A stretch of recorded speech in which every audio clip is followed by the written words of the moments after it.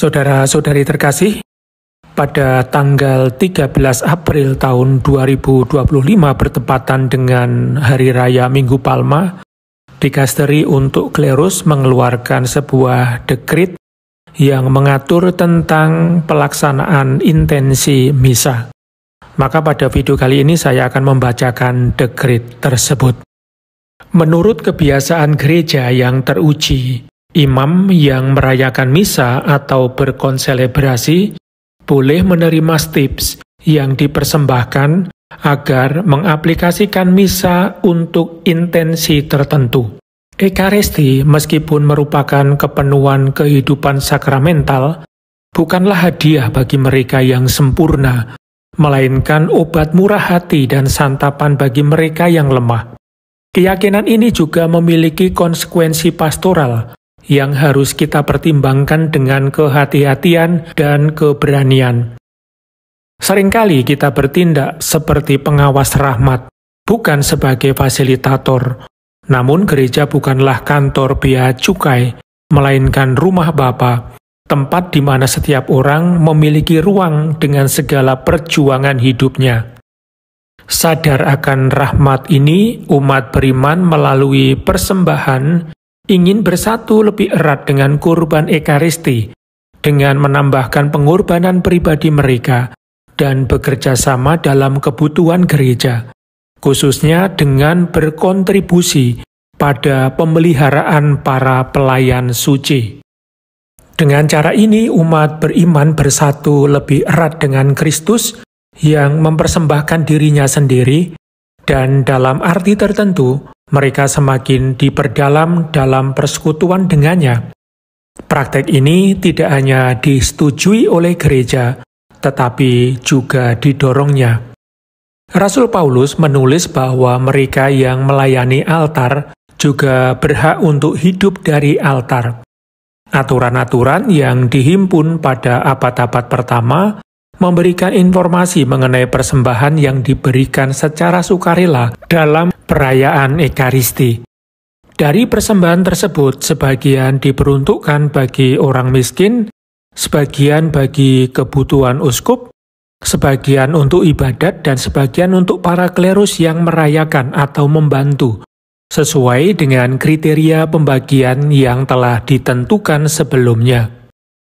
Mereka yang memberikan persembahan dengan demikian turut ambil bagian secara khusus dalam kurban Ekaristi, persembahan yang diberikan dalam Ekaristi, dan kemudian juga di luar perayaan, dipandang sebagai bentuk balas jasa kepada seorang dermawan, sebagai pemberian atas pelayanan yang dilakukan oleh imam, sebagai sedekah, dan tidak pernah dianggap sebagai harga jual untuk sesuatu yang kudus, karena hal itu akan menjadi tindakan simoni atau jual beli hal-hal rohani.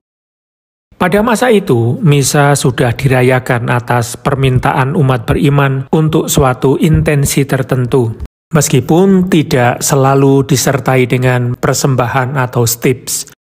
Kemudian berkembang kebiasaan memberikan sedekah sebagai imbalan untuk perayaan misa, serta memberikan hadiah kepada imam atau gereja.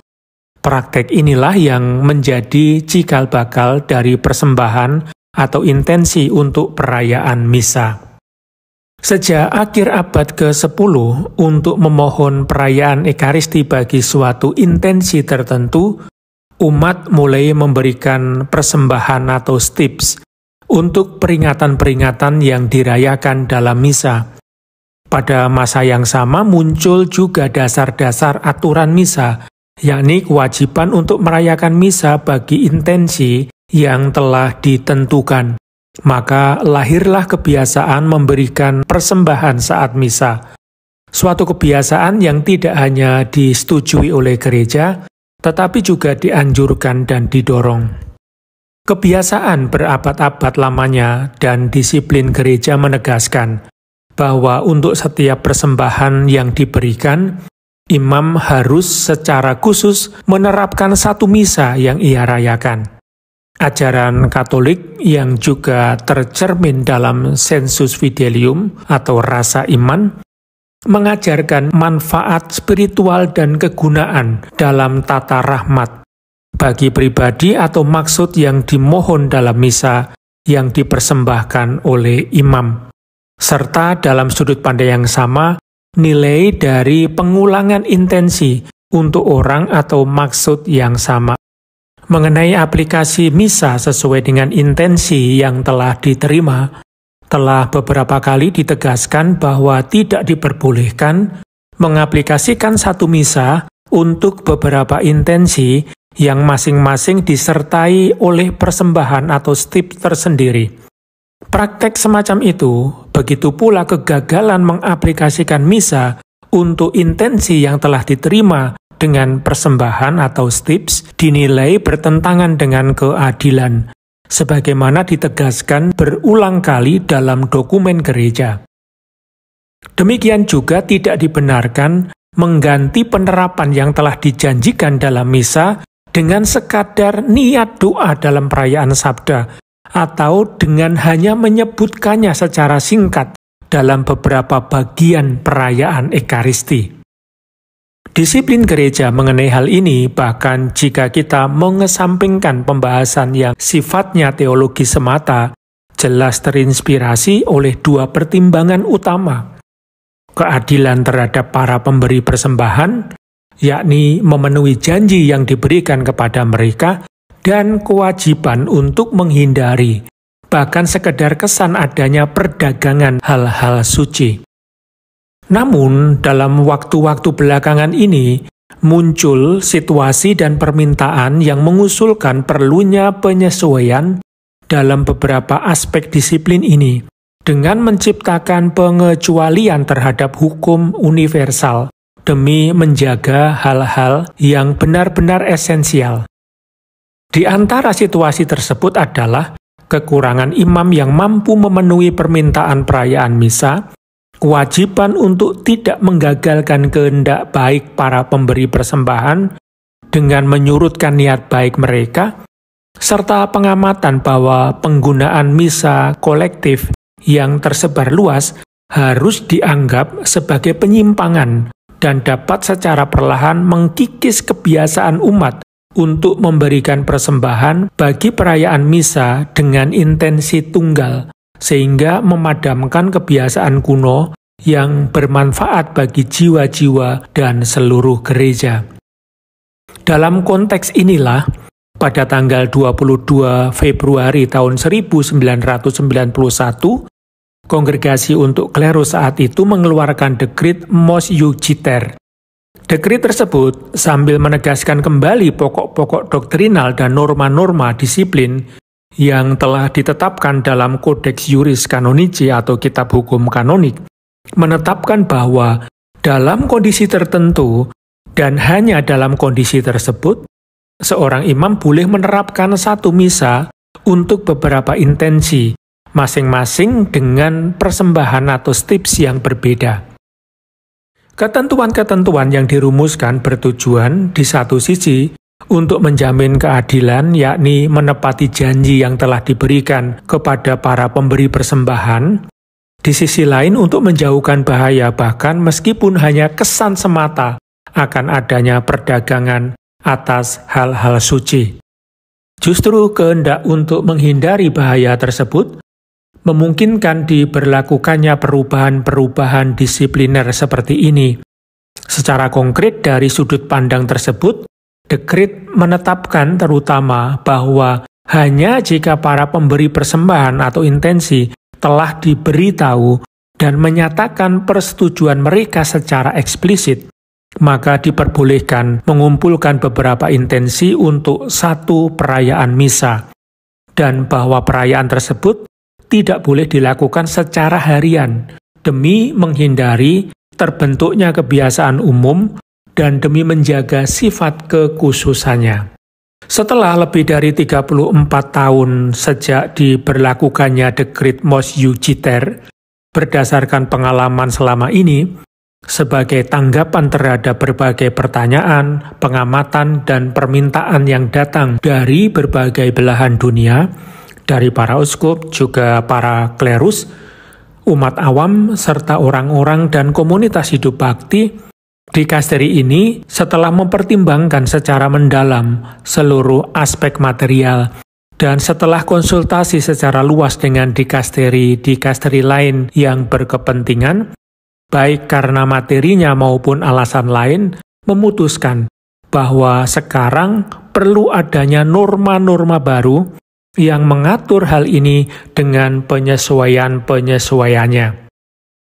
Artikel 1, paragraf 1, dengan tetap mengindahkan Kanon 945 Kitab Hukum Kanonik, jika konsili provinsi atau pertemuan para uskup di wilayah provinsi dengan mempertimbangkan kondisi seperti jumlah imam terhadap permintaan intensi misa atau situasi sosial dan gerejawi, dalam batas yurisdiksi mereka menetapkannya melalui dekrit, maka para imam dapat menerima beberapa intensi dari pemberi yang berbeda dan menyatukannya dalam satu misa yang dirayakan menurut satu intensi kolektif, hanya jika semua pemberi telah diberitahu dan menyatakan persetujuan mereka secara bebas.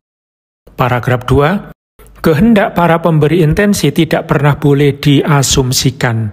Bahkan jika tidak ada persetujuan secara eksplisit, dianggap bahwa persetujuan tidak diberikan. Paragraf 3, dalam kasus sebagaimana disebut dalam paragraf 1, imam yang merayakan hanya boleh menerima tips dari satu intensi saja. Paragraf 4, setiap komunitas Kristiani harus memberi kesempatan untuk merayakan misa harian dengan satu intensi, dengan jumlah persembahan atau tips yang ditetapkan oleh konsili provinsi atau pertemuan para uskup. Artikel 2, dengan tetap menghormati Kanon 905 Kitab Hukum Kanonik, jika seorang imam secara sah merayakan Ekaristi lebih dari satu kali dalam sehari, dan hal itu dibutuhkan serta diminta demi kebaikan umat beriman, ia boleh merayakan misa yang berbeda dengan intensi kolektif, dengan syarat bahwa ia hanya boleh menerima satu tips dari satu intensi per hari. Artikel 3, paragraf 1. Yang perlu diperhatikan terutama adalah ketentuan dari Kanon 848 Kitab Hukum Kanonik, yang menyatakan bahwa pelayan sakramen, di luar persembahan yang ditentukan oleh otoritas berwenang, tidak boleh meminta apapun atas pelayanan sakramen, serta harus menghindari agar yang miskin tidak kehilangan rahmat sakramen hanya karena alasan kemiskinan. Perlu juga diperhatikan anjuran kuat dari Kanon 945 paragraf 2 Kitab Hukum Kanonik, yaitu untuk merayakan misa demi intensi umat beriman, terutama bagi kaum miskin, meskipun tanpa menerima persembahan apapun. Paragraf 2. Untuk tujuan penggunaan persembahan hendaknya diterapkan secara analogi norma Kanon 951 Kitab Hukum Kanonik. Paragraf 3. Dengan mempertimbangkan kondisi khusus gereja partikular dan para imamnya, uskup diosesan dapat melalui hukum partikular mengarahkan intensi-intensi tersebut kepada paroki-paroki yang membutuhkan di keuskupannya atau keuskupan lain, khususnya di wilayah misi. Artikel 4, paragraf 1. Para ordinaris bertanggung jawab untuk mengedukasi imam dan umat mengenai isi dan makna norma-norma ini, serta mengawasi pelaksanaannya secara benar, dengan memastikan bahwa jumlah misa yang harus dirayakan, intensi-intensinya, persembahan atau tips, dan perayaan yang telah dilakukan dicatat dengan rapi dalam buku khusus, dan diperiksa setiap tahun, secara langsung atau melalui orang lain. Paragraf 2. Secara khusus, para ordinaris maupun para gembala lainnya harus menjamin bahwa semua pihak memahami perbedaan yang jelas antara penerapan intensi tertentu dalam misa, meskipun bersifat kolektif, dan sekedar penyebutan dalam perayaan sabda atau dalam bagian tertentu dari perayaan Ekaristi.